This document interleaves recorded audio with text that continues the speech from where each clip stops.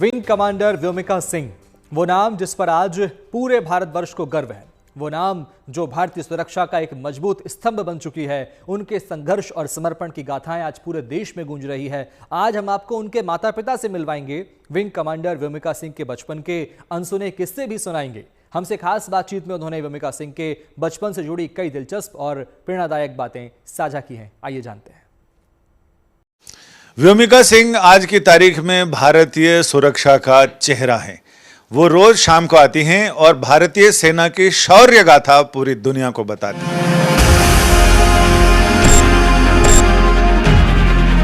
Damage to civilian infrastructures and loss of any civilian life.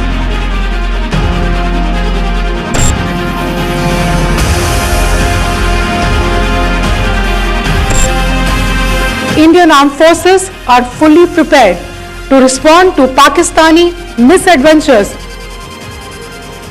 Vyomika Singh के माता पिता जिनके साथ हम अभी मौजूद हैं, उनसे हम बात करते हैं कि कैसा रहा बचपन और कैसे व्योमिका भूमिका से व्योमिका तक की कहानी।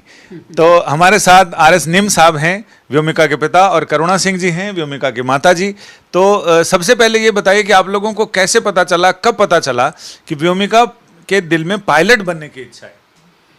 वो पहले ही जब 10th क्लास में आई तब से उसके दिमाग में यही था कि हाँ कि मुझे भी खैर उसको फिर हमने ना इंजीनियरिंग में एडमिशन 12th करने के बाद में इंजीनियरिंग में करा दिया और फिर मेरे ख्याल से 4 या 5 महीने इसने नौकरी की। उसके बाद में बोले कि मैंने तो एयरफोर्स में जाना है, लेकिन डैडी मम्मी से मत कहना, नहीं तो मम्मी जाने नहीं देगी। फिर एक फ़ोन आया उसका कि डैडी मम्मी की मत बताना, और मैं तो मतलब उसमें सिलेक्शन मेरा हो गया, मैं वहाँ जा रही हूँ। देहरादून में था ना इनका, देहरादून में हो रहा है, मैं जा रही हूँ। और फिर जब मैं आऊँगी मैं सबसे पहले फ़ोन करूँगी कि आप मुनीर का मिल जाना। तो वहीं पे हम लोग रहते थे, मुनीर का से आगे जा कर के तो गाड़ी लेके आना। अच्छा, फिर मैं आया तो आने के बाद उनकी मम्मी से मत कहना मेरा सिलेक्शन हो गया है, और लड़कियां बहुत थी, सिर्फ मेरी 30-35 लड़कियां थी, सिर्फ मेरा ही सिलेक्शन हुआ है और किसी को मत बताना, मम्मी को मत बताना, तो मम्मी जाने नहीं देंगी। करुणा जी, ये सारी प्लानिंग आपको पर्दे में रख के हुई, आपको मतलब एकदम अचानक से बम्बार्डिंग हुई आपके ऊपर, जिससे पता चला कि वो एयरफोर्स में जा रही है, सिलेक्शन वो कहते हैं कि पूत के पाँव पालना में दिखते हैं। तो इसके जो आचार विचार, हाव भाव और जो खेल कूद और जो शैतानी, उससे तो यह लगता था कि कुछ अलग है, नॉर्मल बच्चों से बिल्कुल अलग थे ये। हर चीज़ में, स्कूल में भी पार्टिसिपेट करना, खेल कूद में भी करना, हर चीज़ में डिबेट में भी करना, हर तरह से वो उसमें भाग लेती थी स्कूल में और फर्स्ट आती थी। एक बार तो हम आईएनए गए थे मार्केट, तो आईएनए मार्केट में एक कंपटीशन चल रहा था, तो वो चैलेंजेस थे। तो वहाँ पर उसने लड़के के साथ में चैलेंज था इसका, इसने वो जीता, तो वहाँ से 20,800 का इसको प्राइज़ मिला। वो अपने आप को लड़कों से कम नहीं समझती थी। किसी सीढ़ियों में भी चढ़ती थी तो सीटी बजाते हुए सीढ़ियों पे चढ़ती थी। तो मैं कहती थी बेटे ये अच्छा नहीं लगता, लड़की सीटी बजाती हुई दौड़ती हुई आ रही हो, तो लड़कियों को अच्छा नहीं लगता। कहते लड़कों ने क्या लाइसेंस लिया हुआ है? उसका ये जवाब होता था कि लड़की और लड़के में आप अंतर क्यों मानते हो? पढ़ाई तो थी, लेकिन वो कहती थी मैं किताबी कीड़ा नहीं हूँ, मैं केवल एक ही लाइन में नहीं, इसी तरह मेरे को सब कुछ करना है। तो 12th के बाद डीसी से इंजीनियरिंग की उसने।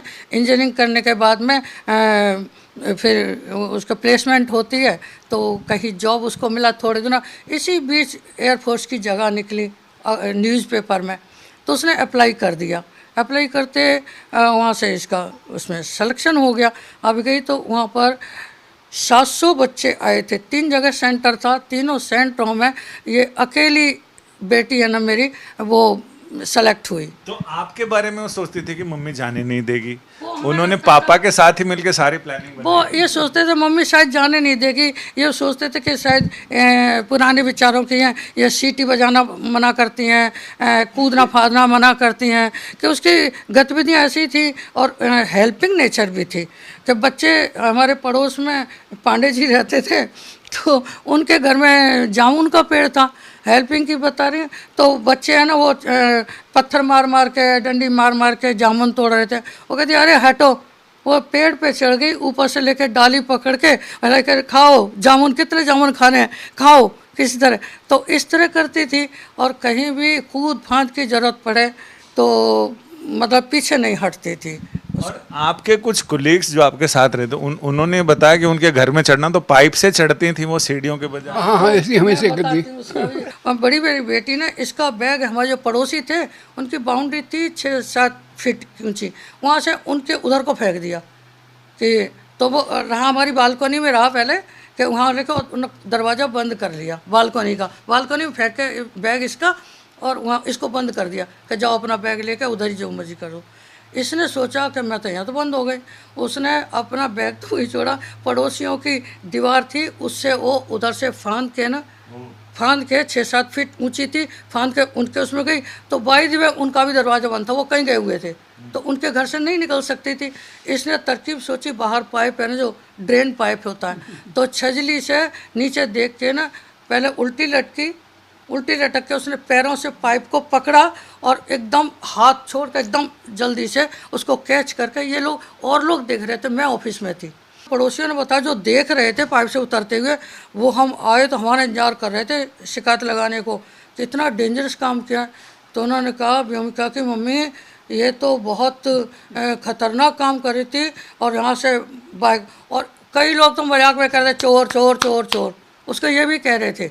लोगों ने बताया मुझे, मैंने ऐसे कैसे नीचे उतर गई, फिर जब आई तो मैंने बताया, कहती उसमें क्या था, 2 ही मंजिल तो थी, 2nd फ्लोर से नीचे पाइप से, इतना छोटा पाइप से उससे नीचे। उसका इस तरह की गतिविधियाँ शुरू से थी, और शैतानी के साथ साथ हेल्पिंग नेचर भी थी। डीसी में पढ़ती थी, तो मैं सोचती अब इसको जब छुट्टी के लिए आती थी उसके बाद जाना होता था वापस, तो मैं कहती अच्छा मैं ये भी कर लूँ, किचन में ये भी कर लूँ, तुम्हारे लिए पराठे बना के दूँ। मैंने आटा अच्छा गूंदा नहीं है, कहती आटे क्या मैं गूंदूँ, मैंने तुमने ड्रेस पहन ली अपनी, तुम रहने दो। कह नहीं, एपरन पहनी और फटाफट सेंटर टेबल पे आटा रखा और खड़े होकर फटाफट आटा गूंद के ये लो मम्मी बना लो पराठे। हेल्पिंग नेचर भी रही है। दुश्मनों का भी आटा गूंद रही हैं वो। नीम साहब, जो व्योमिका नाम रखा, ये संजोग था या ये आपको लग रहा है कि ऊपर से कुछ प्रेरणा थी? शायद कि सबसे पहले भूमिका थी, बड़ी भूमिका। अब उसके बाद दूसरी बेटी हो गई, तो ये हमारा कई दिनों तक डिस्कस चला कौन सा नाम रखें। पृथ्वी हो गई, ये तो प्रकृति से संबंधित कुछ न कुछ ऐसा है। ये धरती हो गई, अब आकाश की ओर चलते हैं, तो आकाश का नाम, फिर हम आकाशिका और जो तो कहना, फिर व्योम, आकाश का मतलब व्योम है, व्योम का भी।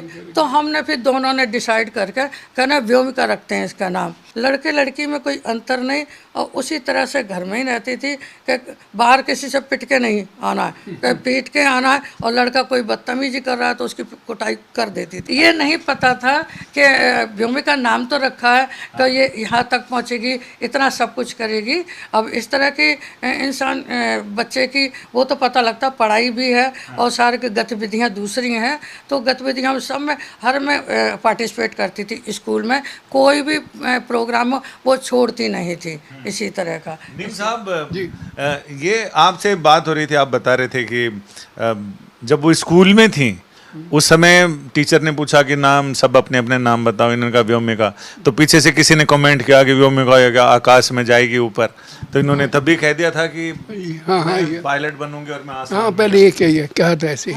वो आपस में बात करते होंगे, बच्चे आपस में शायद बात करते होंगे, तो उसने हमें नहीं बताया कि मैं पायलट बनना चाहती, वो कहते मैं अलग ही करूँगी, जो कुछ भी करूँगी। जब से ये भारत पाकिस्तान के बीच तनाव शुरू हुआ, व्योमिका ने आके सबसे पहले बताया पूरे देश को कि भारत क्या कर रहा है, रक्षा तैयारियां कैसी हैं और आगे हम क्या करने वाले, तब से आप लोगों की दिनचर्या कितनी बदली है? दिनचर्या तो हमें बिल्कुल होश नहीं मिल रहा है। परसों मैं तो डिस्पेंसरी गई हुई थी एक्चुअली, मुझे तो पता ही नहीं था कि टीवी में क्या आ रहा है, कि मैं थोड़ा सा मेरे पैरों में प्रॉब्लम है तो मैं, और मेडिकल हमारी है इश्यूज, इनके भी हैं मेरे भी, तो हम डिस्पेंसरी हॉस्पिटल का हमारा डेली का रहता है। तो मैं तो डिस्पेंसरी में थी, तो डॉक्टर के कमरे के बाहर तो किसी का फ़ोन आया, तो मैंने धीरे से कह दिया, मेरी कुलीग है राजेश्वरी, तो CIT में इनके माया के साथ ही, तो उसका फ़ोन आया, दी ऐसे ऐसे फ़ोन आ रहा है और व्योम का उसमें टीवी पे आ रही है। मैंने अच्छा नहीं पता, मैं घर जाके देखूँ कोई। फिर एकदम जो ही मैं वहाँ से उससे फ़ोन से हटी तो उड़ीसा से फ़ोन आ गया। उड़ीसा, बड़ी बेटी की ससुराल उड़ीसा है, तो वहाँ से उनके जेठ है ना, उनका फ़ोन आ गया। हाँ, कहते हैं आंटी जी प्रणाम, वो तो व्योमिका तो टीवी पे आ रखी है। मैंने अच्छा मैं बाद में बात करती हूँ, मुझे पता नहीं है क्या हो रहा है क्या नहीं हो रहा। तब मैं घर आई तो आके देखा कि भी ये तो इस तरह से वहाँ पर अटैक, हाँ प्रवक्ता वही हैं, और इस तरह से सर्जिकल अटैक किया हुआ है, स्ट्राइक की हुई है रात के 1:05 पे। तो मैंने कहा अच्छा, फिर हम ध्यान से देख लें। तो उसके बाद तो फ़ोन आने शुरू हो गए कि हम ना चाय पी पाते थे ना पानी पी पाते, और खाना भी नहीं। हमारे यहाँ इसी तरह से ये चला, केवल फ़ोन अटेंड कर पाते हैं, किसी का नहीं कर पाते तो उसका आपने फ़ोन नहीं उठाया। मैंने कहा मुझे नहीं पता वे क्या हो रहा है, रात के 12 बजे तो हमारे फ़ोन ही आते रहते हैं। लेकिन कई लोगों के पास फोन आते हैं तो परेशान हो जाते हैं, आपके दिल में तो गुदगुदी उठती होगी। परेशान क्यों, देखिए ऐसा है, परेशान वाली बात नहीं है, क्योंकि सबको लगाव है, प्यार है और श्रद्धा है और सबका आशीर्वाद है। बच्चा यहाँ तक पहुँचा है तो सबकी शुभकामना देने के लिए बच्चे को करते हैं। जितने फोन आते हैं तो अंदर बड़ी गुदगुदी सी होती है। बिल्कुल, बहुत खुशी होती है। अभी अभी भोपाल से फ़ोन आया, हमारी प्रोफेसर, हमारे वैसे, मैं एडमिनिस्ट्रेशन में थी, मैं अंडर सेक्रेटरी थी, और तो एकेडमिक स्टाफ था, उनकी प्रोफेसर थी, उनका एकदम फ़ोन आ गया। मैं तो बहुत खुशी, आपने ये तो बताया था करुणा जी कि आपकी बेटी है वो पायलट है, लेकिन यहाँ तक ये इतना तब जाएगी हमें नहीं पता था। हमें तो गर्व महसूस हो रहा है कि भी आपकी बेटी, मैंने मौसियाँ हैं, आप सबका सहयोग ये रहा, आशीर्वाद रहा तो बच्चा यहाँ तक पहुँचा है। तो बड़ी बच्चा है, देश का नाम रोशन कर रही है। हाँ, हमारा अकेला नाम बच रही है, सबका है, और देश के लिए कुछ कर रही है। तो उसने पहले ही कहा था मैं जो कुछ भी देश के लिए जो कुछ भी करूँगी, वो कहा करती थी। देश की लड़कियों को आप व्योमिका के जरिए क्या मैसेज और पेरेंट्स को देना चाह रहे हैं? मैं सभी बेटियों को यही मैसेज देना चाहूँगी कि व्योमिका सिंह वो हमारी बेटी नहीं है, पूरे देश की बेटी है। और सभी को मैं ये बताना चाहूँगी कि इसी तरह से इससे आप सीख लें कि लड़की और लड़के में कोई अंतर नहीं है। जो आप करना चाहते हैं मन में ठान लें और उसको करने के लिए पूरा भरसक प्रयत्न करें, और पूरी हिम्मत से सभी, कोई किसी तरह का बीच में रुकावट आए, रुकावटों को हमें पार करना तो होता है, अड़चनें तो आती हैं। तो सभी बेटियों को मैं यही चाहूँगी कि बेटियां जो हैं बढ़ चढ़ के भाग लें हर चीज़ में, और आगे जो करना चाहते हैं अपने सपनों को साकार करें और अपना उद्देश्य पूरा करें। सभी को मेरा बच्चियों को आशीर्वाद है। यानी जब स्वांतः सुखाय सर्वांतः सुखाय हो जाए तो उसका नाम व्योमिका सिंह होता है। जब बचपन से यानी गर्भ से अगर उसको संस्कार मिले और उसके बाद वो उसको आगे पूरा करे, उसका नाम व्योमिका सिंह होता है। और आज देश के सुरक्षा चेहरे का, साहस का, शक्ति का, शौर्य का प्रतीक व्योमिका सिंह है। कैमरामैन अश्विनी हिलन के साथ संजय शर्मा।